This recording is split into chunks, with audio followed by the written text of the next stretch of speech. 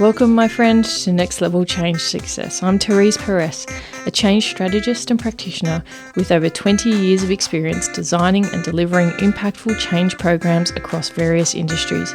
In this podcast, I share real-world practical strategies to help you create and deliver positive change experiences, whether you're a leader, practitioner, or someone looking to bring new ways of working to life. In today's fast-paced world, change is constant. Here we focus on how you can put people at the centre of your change strategy, because people with a sense of purpose are the most important link in driving performance. So if you're ready to create meaningful change and achieve all the success that comes with it, keep listening. Together, let's change the conversation and take it to the next level. Hello. Welcome to another episode of Next Level Change Success. My name is Therese, and I am the founder of myvirtualchangemanager.com. I'd like to acknowledge that I am recording on Tharawal country and pay my respects to the traditional owners and custodians on the land on which I am recording, and to elders both past, present and emerging. So today I want to talk about your resilience when it comes to change. And I feel that after many years of working in the change landscape, that sometimes we don't even know our own resilience until we work through transformations, until we work through a lot of life. And I don't know that we work through life, but certainly it does take its toll during certain times where there's a lot happening in life, and different approaches that you can take and the different pathways that you can choose when you hit those intersections around building your adaptability, your ability to breathe through the change process. So let's talk a little bit about change as happens when you are leading change and when you're managing change from that perspective. And for sure, there is an amount of energy that you need to be able to expend when pushing for clarity. And sometimes it does take a bit of a push with stakeholders to elicit the information that you need to be able to put together the change plan for others.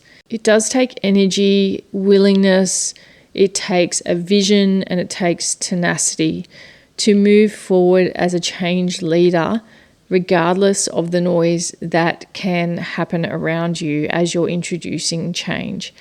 And I do often see and hear and talk with people who are leading change who find it hard. And there is no doubt it is hard.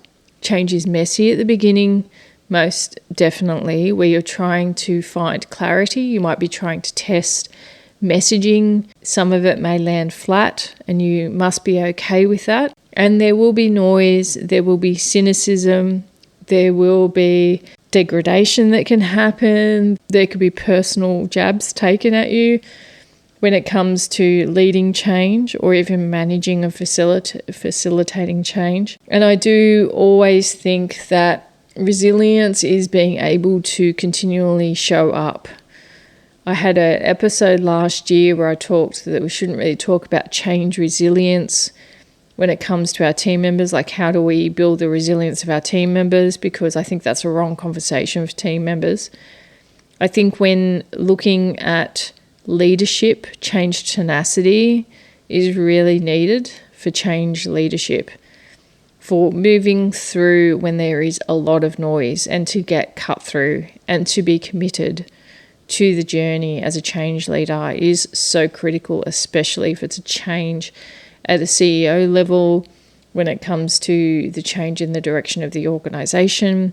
But even if you're a middle manager and you're reworking, reformatting, restructuring your team, there is absolutely a level of tenacity and resilience that you need to have a vision, hold the vision, and deliver to that vision. It also can come at a personal cost at all levels, whether you're a leader, or whether you're a change manager or facilitator.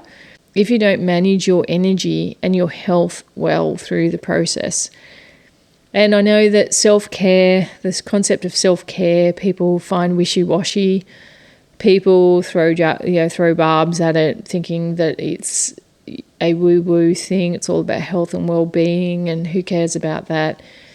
After 20 plus years of working and almost 30 years really of working in corporate organizations, in small, large, all different sizes, all different industries. Now, at this time in my life, one of the things I do find, and you may be in a similar vein if you've delivered a few changes, it is really important that you balance your well-being through the process, because when you're setting yourself up for a win-lose where, yes, there might be a great change that's been implemented, but you're falling over that finish line, burnt out, exhausted, and needing to take a month or so off to recover, then that's really not how you want to approach change going forward. So I will always talk about well-being, your mental health. Like if there's certain days where you're just spent, you are better off benching yourself. It is important I have a constant reminder on my desktop screen, on one of my screens, which says health is sleep, nutrition, exercise, and I put water, the hydration aspect into nutrition. Those three foundational elements, and health is at the bottom of my goal pyramid. It's a foundation, because if I am not getting enough hours sleep, if I am not eating well, and certainly after the last 12 months of not drinking alcohol and hydrating and focusing on that, and then really since the beginning of January started to integrate exercise back into my life. If I don't do that all through this year, then I will burn out, or I will find myself exhausted. And if you have children, of course, like that can be difficult. And there are some fundamental truths to this for you that might resonate. And there might be some real objections that you feel as I go through this around ensuring that if you don't put yourself first and your health first, you will pay the price. So the organization that you work for, the team that you work for, the group that you work for and with, that if you don't show up in the best way that you can, everyone feels it. And especially in a change-focused environment. And if there's a lot of change happening, it's going to happen continually. Then it's even more relevant than ever to say to you that your health, your well-being is fundamental to how well you are going to be able to adapt and how well you are going to be able to lead change and facilitate change. So have that. I encourage you to have that as a fundamental for yourself as well. And integration has been a big goal of mine, to integrate the healthy habits, not to have it as a whole focus, but to integrate it into a rhythm and a life that I would like to create on an ongoing basis. And I think I've done that well in the last year, and it has been extremely difficult, even up until recently, especially over the festive period, to not drink alcohol and to replace that with other healthier substances. So not just healthier substances, not just sugary drinks. So making sure that inflammation is minimized, because that leads to an inability to cope with stress. If my body's inflamed, if I'm not feeling good, if I'm not exercising, it has a mental health impact. There's just so much that happens. And if you think about the stress and the pressure of change that is applied in an organization for people to adapt, to continually adapt, to be able to maintain performance to a degree that's acceptable as change comes through, then this can be fundamental to every single individual in the organisation. And as leaders, you can also support others in this way by role modelling some of the choices and behaviours that you are choosing, and to help facilitate the space for your people to be able to adapt to change is important as a leader as well. So I hope that some of that's clear around the concept of resilience, and as a change manager and a change leader, how that plays out from a well-being perspective for yourself. I always say that approaching change is as important as the change itself. and you win and lose the change game on that approach. And if you are under the weather, if you're sick because of the stress that you've been having, if you are of the tendency that the more stressed you get, the more alcohol you might drink of an evening, and very much, and I can really relate to this, not everyone can, but I can if you're in this space of one glass of wine a night or a beer a night, because that's how you decompress from work. I do encourage an alternative, a replacement to that. And then also observe how you behave and how you respond to stress, and seek out support that you need to cope better with stress, because there is no avoiding the stress that comes with change, especially if you're leading it or if you're implementing it.